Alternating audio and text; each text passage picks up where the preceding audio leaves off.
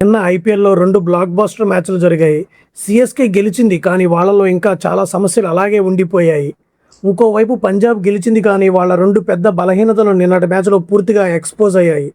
రేపు పెద్ద మ్యాచ్ల్లో పంజాబ్ ఇక్కడే దెబ్బతినే ప్రమాదం ఉంది. ఇక డీసీ, ఎస్ఆర్హెచ్ నిన్న ఏం చేశాయో నాకైతే మతిపోయింది. కెప్టెన్సీ పరంగా ఇషాన్ కిషన్, అక్షర్ పటేల్ నిర్ణయాలు చాలా విచిత్రంగా అనిపించాయి. ఈ వీడియోలో నేను ఈ 2 మ్యాచ్ల గురించి చాలా వివరంగా, ఎవరూ చెప్పని పాయింట్లతో విశ్లేషిస్తాను. వీడియో చివరి వరకు చూడండి. ఇక మొదలు పెడదాం. కానీ అంతకంటే ముందు మీకు ప్రశ్న, పంజాబ్ బెస్ట్ డెత్ బౌలర్ ఎవరని మీకు అనిపిస్తుంది? నేను పంజాబ్ బౌలింగ్ విశ్లేషణకు వచ్చే లోపల మీరు పంజాబ్ బెస్ట్ డెత్ బౌలర్ ఎవరో డిసైడ్ చేసుకోండి. దీనిపై నేను ఒక ముఖ్యమైన విషయం మాట్లాడతాను. ముందుగా సిఎస్కే బ్యాటింగ్ గురించి మాట్లాడదాం. సిఎస్కే ఫ్యాన్స్ దేవుణ్ణి ఒకటే ప్రార్థించండి, రుతురాజ్ గైక్వాడ్ ప్రతి మ్యాచ్లోనూ మొదటి బంతికే గోల్డెన్ డక్గా అవుట్ అవ్వాలని. అందులోనూ సిఎస్కేకే లాభం ఉంది. ఒక బ్యాట్స్మెన్ పవర్ ప్లేలో 18 బంతులు ఆడి కేవలం 15 పరుగులు చేయడం ఏంటి? ఇది క్రికెట్కే నష్టం. సిఎస్కే దగ్గర Sarfaraz Khan, Dewald Brevis, Overton లాంటి వాళ్ళు భీకరమైన ఫామ్లో ఉన్నారు. కానీ వాళ్ళకి బ్యాటింగ్ ఎందుకు రావట్లేదు? రుతురాజ్ బాల్స్ అన్ని తినేస్తున్నాడు కాబట్టి. రుతురాజ్ కవర్ డ్రైవ్ చాలా అందంగా ఆడతాడు, 2-3 కొడతాడు కూడా. కానీ అవి నేరుగా ఫీల్డర్ చేతికి వెళ్ళగానే ఫస్ట్రేట్ అయిపోతాడు. ఆ తర్వాత రుతురాజ్ వల్ల ఏమీ కాదు. నిన్నటి పవర్ ప్లే హైలైట్స్ చూడండి, ఒక్కటంటే ఒక్క బంతి కూడా గాలిలో లేపలేదు. సిఎస్కే మేనేజ్మెంట్ వెంటనే రుతురాజ్ను 7 లేదా 8వ స్థానానికి పంపాలి. ఆయుష్ మాత్రే సంజు శాంసన్ ఓపెనింగ్ చేయాలి. అప్పుడే ఆయుష్, సర్ఫరాజ్, బ్రేవిస్ ఎక్కువ బంతులు ఆడే ఛాన్స్ దొరుకుతుంది. ఇక ఎస్ఆర్హెచ్ క్యాప్టెన్సీ చూస్తే నాకు చాలా కోపం వచ్చింది. టాస్ దగ్గర ఇషాన్ కిషన్, ప్రఫుల్ హింగే డెబ్యూ చేస్తున్నాడని ప్రపంచం ముందు అనౌన్స్ చేసి, తీరా మైదానంలోకి జయదేవ్ ఉనాద్కడ్ని తీసుకువచ్చాడు. ఆ కుర్రాడిని అలా అవమానించడం ఏంటి? ఆ కుర్రాడికి మీరిచ్చే కాన్ఫిడెన్స్ ఇదేనా? అలాగే విప్రాజ్ నిగమ్ లాంటి బ్యాట్స్మెన్ను పక్కన పెట్టి ఆకిబ్ నబీని తీసుకువచ్చారు డీసీ వాళ్ళు. సరే, బౌలర్ను తెచ్చారు కదా అని చూస్తే నబీకి ఇచ్చింది కేవలం 2 ఓవర్లే. కొత్త బంతితో బాగానే వేశాడు కదా, కనీసం 3 ఓవర్లు ఇవ్వాల్సింది. ఈ నిర్ణయం వల్ల డీసీ బ్యాటింగ్లో ఒక బ్యాట్స్మెన్ను కోల్పోయింది. అశుతోష్కు తోడుగా విప్రాజ్ ఉంటే ఢిల్లీ సులభంగా మ్యాచ్ గెలిచేది. ఇది పూర్తిగా కెప్టెన్సీ వైఫల్యం. సంజు శాంసన్, ఆయుష్ మాత్రే super partnership. Sanju Samson batting గురించి ఎంత చెప్పినా తక్కువే. 56 బంతుల్లో 115 పరుగులు, 200 స్ట్రైక్ రేటు. బ్లైండ్గా స్లాగ్ షాట్లు ఆడకుండా 90% కంట్రోల్తో 200 స్ట్రైక్ రేట్తో ఎలా మెయింటైన్ చేయాలో సంజు నిరూపిస్తున్నాడు. ఆయుష్ కూడా ఎంగిడి బౌలింగ్లో స్లోయర్ వన్ని పిక్ చేసిన కొట్టిన sixer shot of the day. వీళ్ళిద్దరి పార్ట్నర్షిప్ వల్ల 15 ఓవర్లో 166 పరుగులకు 1 వికెట్లో ఉన్న సిఎస్కేకి చివరి 5 ఓవర్లో అనుకున్నంత వేగంగా ఆడలేక 212కే పరిమితమైంది. ఇది పార్ స్కోర్ కంటే ఒక 15-20 రన్స్ తక్కువే. ఢిల్లీ డెత్ బౌలింగ్లో ముఖేష్, ఎంగిడి అద్భుతంగా బౌలింగ్ వేశారు. కానీ నటరాజన్ మళ్ళీ పాతపాటే పాడాడు. నటరాజన్ బౌన్సర్లో పేస్ లేదు. 120-125 స్పీడ్తో బౌన్సర్లు వేస్తే బ్యాటర్లు ఈజీగా కొడతారు. నిన్న సంజుకి యార్కర్లు వేయకుండా బౌన్సర్లు వేసి 13 బంతుల్లో 31 పరుగులు సమర్పించుకున్నాడు నటరాజన్. ఇక గుర్జప్నీత్ సింగ్ హార్డ్ బాల్స్ వేస్తున్నాడు, కానీ డెత్ ఓవర్లో యార్కర్లు వేయలేక 17వ ఓవర్లో 15 రన్స్ ఇచ్చాడు.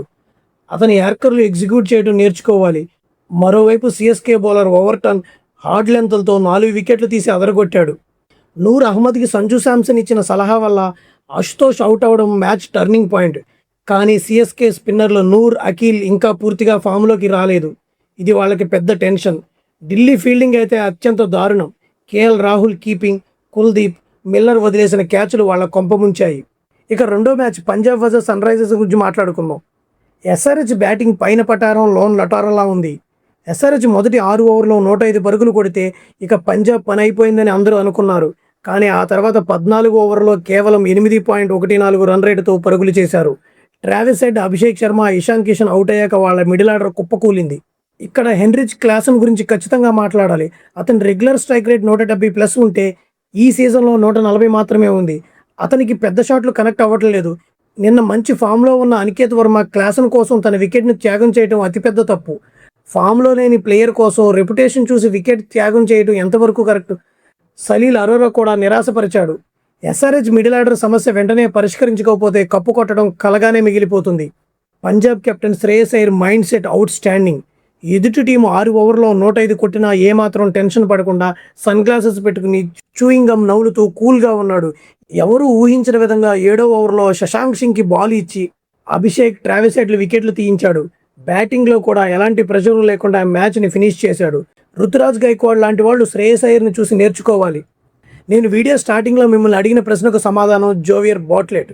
ఆస్ట్రేలియాలో కొత్త బంతితో వేసే బాట్లెట్ పంజాబ్ తరపున డెత్ ఓవర్లో యార్కర్ల మీద యార్కర్లు వేసి అద్భుతాలు చేస్తున్నాడు. నిన్న డెత్ ఓవర్లో 2 ఓవర్లు వేసి కేవలం 11 పరుగులు ఇచ్చి ఒక వికెట్ తీశాడు. అతను ఒక స్పెషలిస్ట్ డెత్ బౌలర్గా మారడం పంజాబ్కి అతిపెద్ద ప్లస్ పాయింట్. పంజాబ్ మ్యాచ్ గెలిచిన 2 పెద్ద సమస్యలు వాళ్ళని వెంటాడుతున్నాయి. హర్షదీప్ సింగ్ ఫామ్ గత 7 మ్యాచుల్లో 5 సార్లు వికెట్ లెస్, లెక్కకు మించిన వైడ్లు వేస్తున్నాడు. ప్రతి ఓవర్లో 3 నుంచి 4 వైడ్లు వేస్తూ 4 ఓవర్ల కోటాని 5 ఓవర్లంత సుదీర్ఘంగా చేస్తున్నాడు. కొత్త బంతితో స్లాట్లో వేస్తున్నాడు. పంజాబ్ ఇప్పుడు గెలుస్తుంది కాబట్టి ఇది కనబడట్లేదు, కానీ నాకౌట్ మ్యాచ్లో హర్షదీప్ ఫామ్ వాళ్ళ కొంప ముంచుతుంది. నేహల్ వధేరా వైఫల్యం. దేశవాళీ క్రికెట్ నుంచి ఇప్పటి వరకు Nehal Wadhera flop show continue అవుతూనే ఉంది. శశాంక్ సింగ్ కూడా బ్యాటింగ్లో ఆశించినంత రాణించడం లేదు. ఇలాంటప్పుడు పంజాబ్ బెంచ్లో ఉన్న విష్ణు వినోద్కి ఎందుకు అవకాశం ఇవ్వటం లేదు? విష్ణు వినోద్ వస్తే ఆ మిడిల్ ఆర్డర్ వీక్నెస్కి ఒక పర్ఫెక్ట్ సొల్యూషన్ దొరుకుతుంది.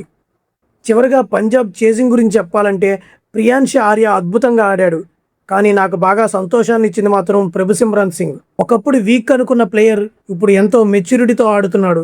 ఇద్దరూ కలిసి పవర్ ప్లేలో 93 రన్స్ కొట్టి మ్యాచ్ని ఈజీ చేసేశారు. సో ఇదండి నిన్నటి 2 మ్యాచ్ల డీప్ ఎనాలిసిస్. చెన్నైకి బౌలింగ్ స్పిన్ సమస్యలు ఉంటే ఢిల్లీకి క్యాప్టెన్సీ ఫీల్డింగ్ సమస్యలు ఉన్నాయి. పంజాబ్కి హర్షదీప్ ఫామ్ టెన్షన్ అయితే ఎస్ఆర్హెచ్కి మిడిల్ ఆర్డర్ బ్యాటింగ్ భయం పట్టుకుంది. మరి మీరేమనుకుంటున్నారు? రుతురాజ్ గైక్వాడ్ని డౌన్ ది ఆర్డర్ పంపాలా? పంజాబ్ టీంలో విష్ణు వినోద్కి ఛాన్స్ ఇవ్వాలా?